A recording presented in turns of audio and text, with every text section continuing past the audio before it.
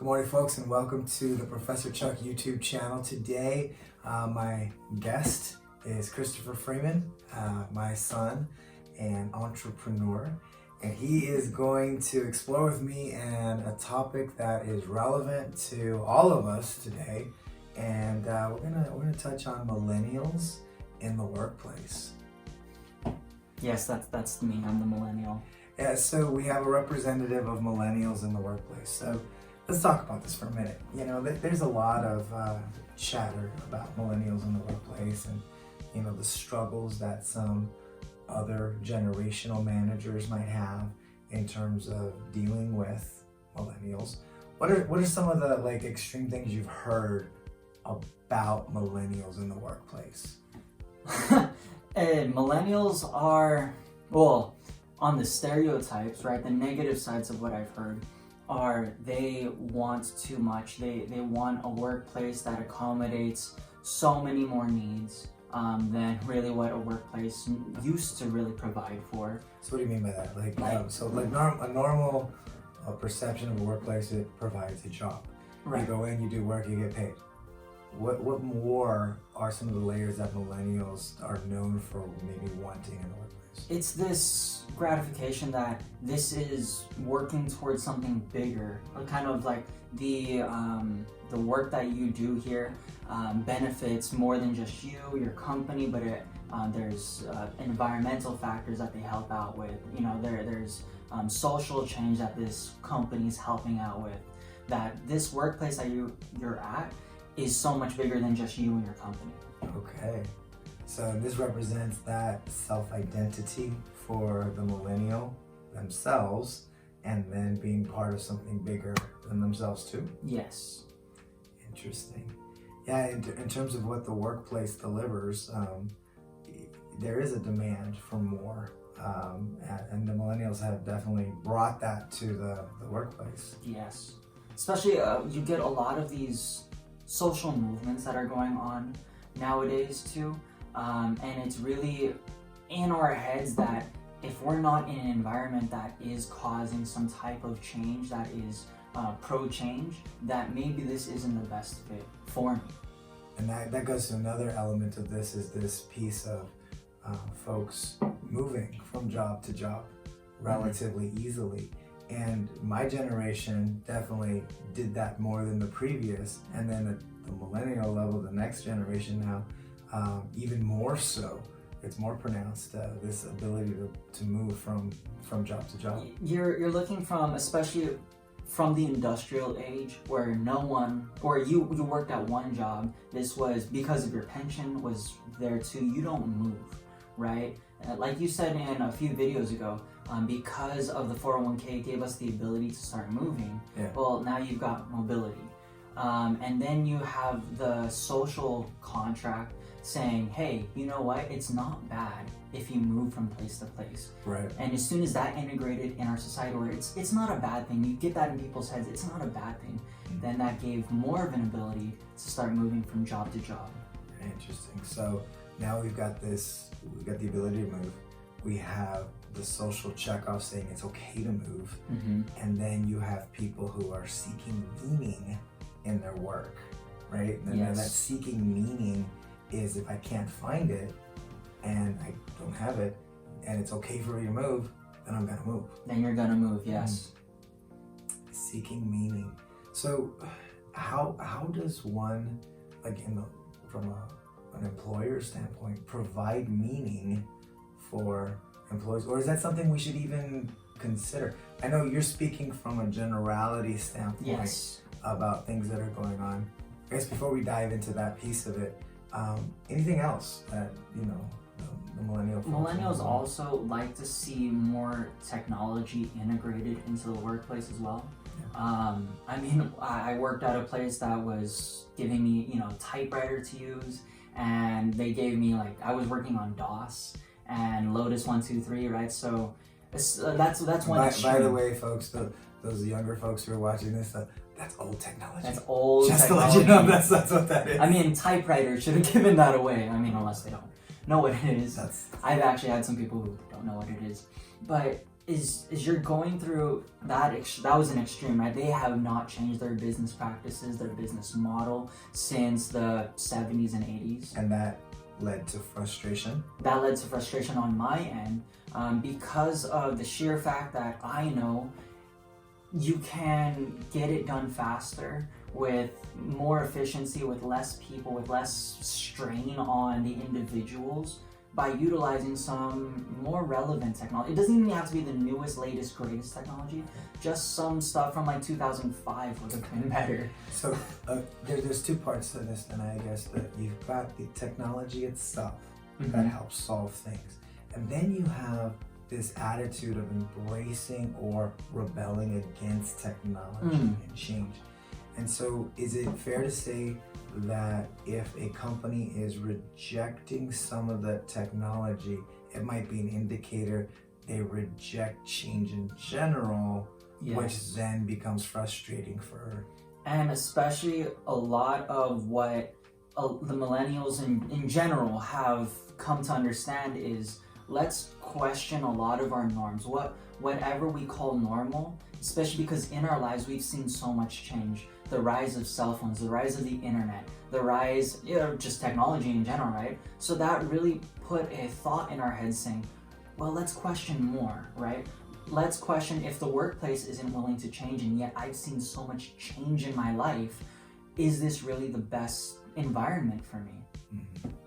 And if it's not, again, we go back to that model of it's socially acceptable to change. Yes. Companies, and so I leave and go somewhere else and try to find that meaning somewhere else. Yes. That's hard for employers, especially on to the employer side, in order to communicate, hey, we are, pro this, pro change, pro technology, whatever it is, right? It's going to be difficult at first to communicate, yeah, we are for this, or even being part of something. Yep. But once that's established, right? Once you get that message established with your employees, with potential employees, people who want to come into your workplace, that makes your company seem that much more attractive, yes. Okay. So, from an employer standpoint, the frustration has been percolating for many years now, right? As the new generation comes in. And myself personally, I don't think this is a new issue. No. I think go back 100 years, a younger generation coming into a work environment that is established, you have people who are saying, well, back in my day, we've never, did these things, and we didn't think about these things. And every generation or so, it gets there, yes, right, in terms of this potential conflict.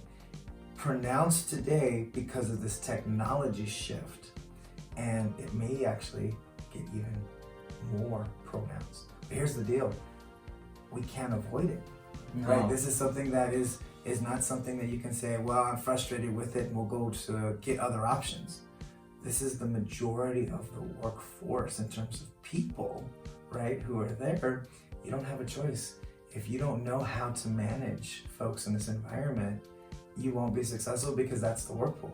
Yes. Now, I have some anecdotal kind of elements here. Okay. So, I have been asked this question before. How do you manage millennials? And I have this, again, it's anecdotal because I haven't done extensive research to see where this goes beyond my own experience, but experientially, sitting with millennials, I have found that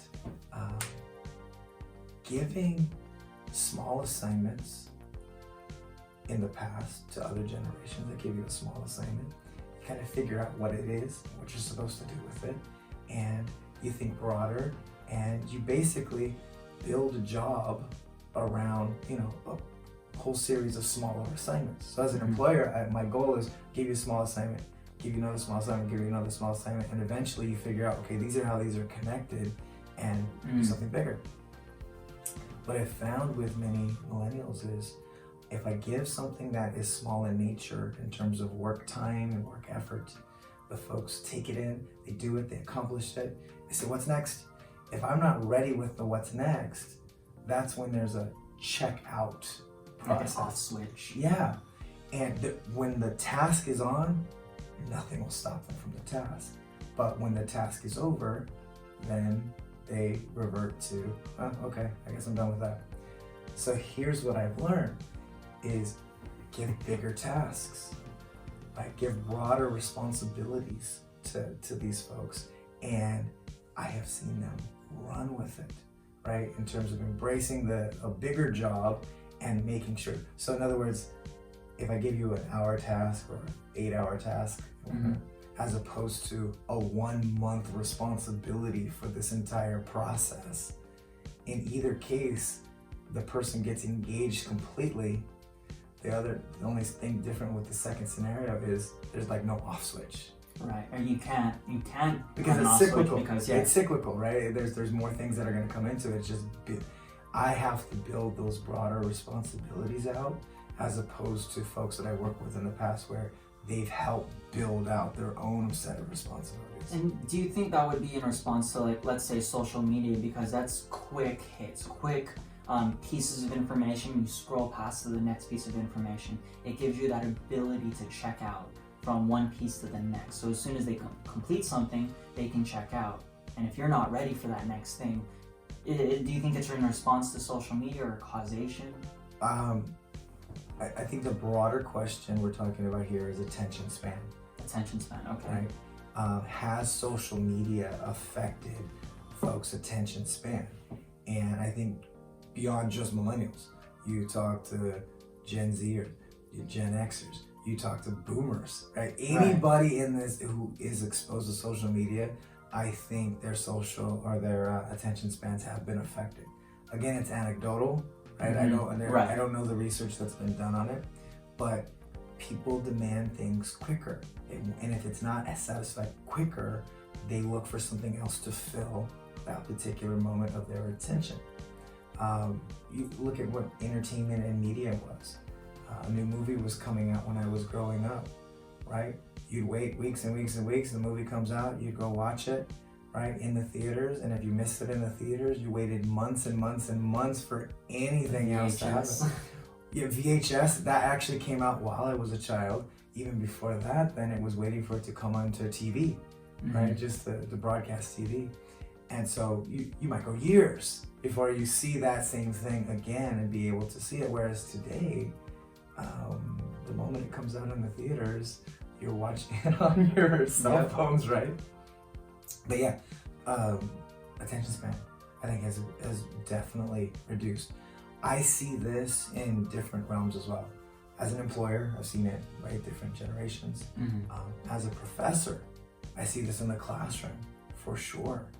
That folks' attention spans, I have to fight hard as a professor to grasp and maintain. What are you in competing or in competition with? Are like their cell phones, like they're hiding their cell phones under, or is it like they zone out? Yes and yes. Okay. It's everything. I'm competing against everything. I'm competing against the fact that entertainment is so accessible. Right. People can watch a movie. They can watch a TV show. They can watch a YouTube clip. They can watch a TikTok 30-second right? They're in their head. They can just kind of check out and just think about other things, which has always been an issue, right? But there's so much bombarding them. I think today there's so much more going on inside their heads than was going on before.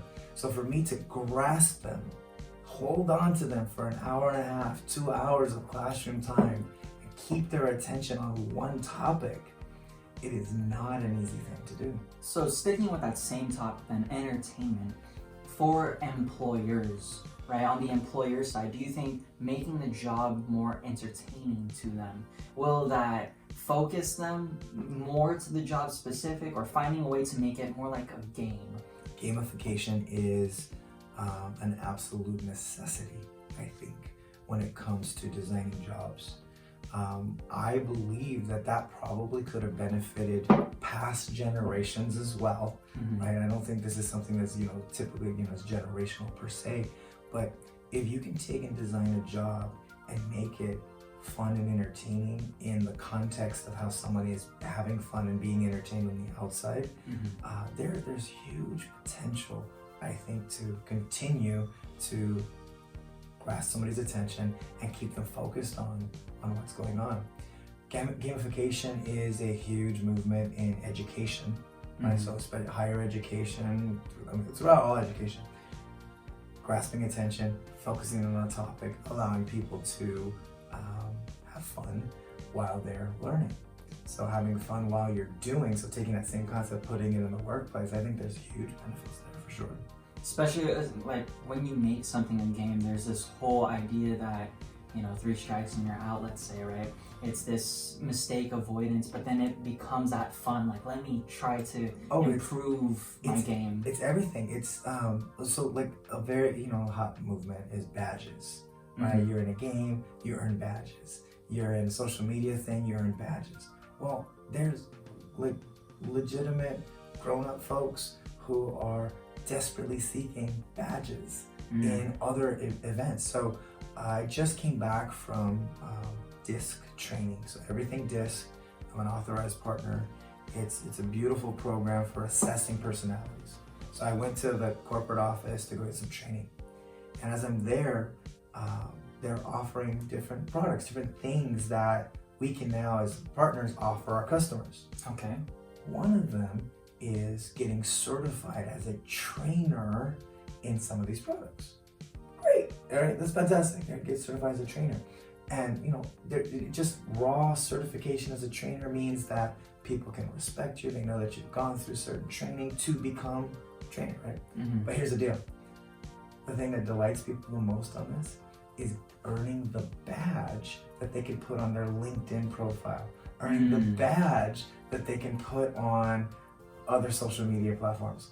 And there's some folks out there who are just so desperate, they're desperately seeking those badges that on the flip side of it, the companies need to realize people want those things, so design things for them to do it. Gotcha. Go through the steps to earn it, and now boom, I've got my badge, I can put it out there.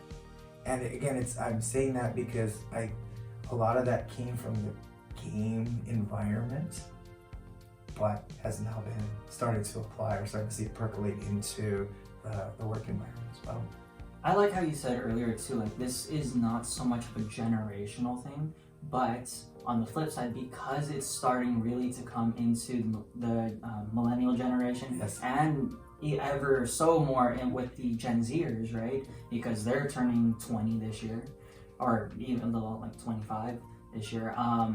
Because of that, you're associating those two generations with being more fun in the workplace. Even though like throughout history, people want that fun environment, but because these two generations are the ones that use it, they're associated with it. But I think that's a stretch to say that a few, prior generations as a whole wanted fun in the workplace. A lot of them just looked at it as like, it's work, right? Fun, have fun somewhere else. We're gonna work, when we're here to work, we have work. But even those folks, I think, could find some entertainment in what they're doing as they're doing it. We started touching on the Gen Z, and I find this as being really interesting as I speak to millennials about the workplace, because they've been the butt of all the jokes for so long, right? They've been taken on because they've embraced. You grew up with technology. You grew up with things that we didn't have in prior generations, and you're bringing those things to the workplace. You're bringing those desires to finding meaning in work, right? That kind of deal. Well, as I'm talking to you folks who are now getting yourselves into leadership management positions, you're starting to talk negatively about the Gen Zers and what they're bringing to the workforce as well. That, back in my day, we never had these things, and now you guys are the old farts in the workplace. And it's the cyclical idea that, the previous generations always were worse off than we were. Whoever's speaking. It's different. The prior generations were different. But how the next generation talks about it, it's negative. It's not different. It's a bad. Yeah, absolutely. So we've got our work cut out for us as managers and leaders, really trying to understand. Because again, I'll talk about millennials. when you come into the workplace, you're not just managing a younger generation now. As leadership, supervisors, managers, directors, vice presidents, right? All those, job titles and whatnot in the corporate world. You folks are not only managing down the generational chain, you're managing up as well, right? You're going to be responsible for my generation, right? You're gonna be leading my folks. You're going to be leading potentially boomers in the same generational workplace. You get 4 or 5 generations in the same workplace at the same time. And you all taking on those leadership skills that are going to be needed to be successful, it's going to be a big change. That's the hard, and that's always going to be the hard part, is understanding the differences and similarities between younger and older, especially if you are in that leadership position, because people are different. Yeah, and back to the difference, that made me think of something really important here. We've been talking very broadly about generational. I think it's really important to understand that when we speak broadly about generations, it's not representative of every individual within that group, right? Everyone is an individual. We're talking about things that are commonalities that kind of go throughout this particular, statistically speaking, these are characteristics that apply across the board. But anytime you go from that down to an individual, there's going to be differences within that for sure. So that's an important caveat to this conversation as well. So millennials are here to stay, not going anywhere. No, we're not. Right? You're seeking meaning in the workplace. Yes. And companies that are able to get ahead of that and provide that are probably going to be best suited to recruit and retain the people who are looking for those type of things. You all are getting into leadership positions where you're the future of running these companies as well. So figuring out how to not only carve out meaning, self-serving for the things that you want, but also to be able to provide context and meaning for other generations. That's going to be hugely important to folks who want to get into leadership and management and guiding these companies into the future. Well, it's been a great conversation today, Chris. I appreciate it. My voice is almost gone here, so I fought on for you guys here. So hopefully it was a good exploration of millennials in the workplace. Yes. Obviously a lot more to talk about in the future. That is true. For you folks who have been listening, thank you very much for that. And if you have comments, if you have insight, if you have viewpoints that you'd like us to explore or you'd like to just share with us, please use those comment section down below, fill it out, get the messages going, right? Yeah. So we can respond and potentially even integrate that into future shows here. So thank you very much. Please like, subscribe, and follow us. And we will be back next time. Thank you.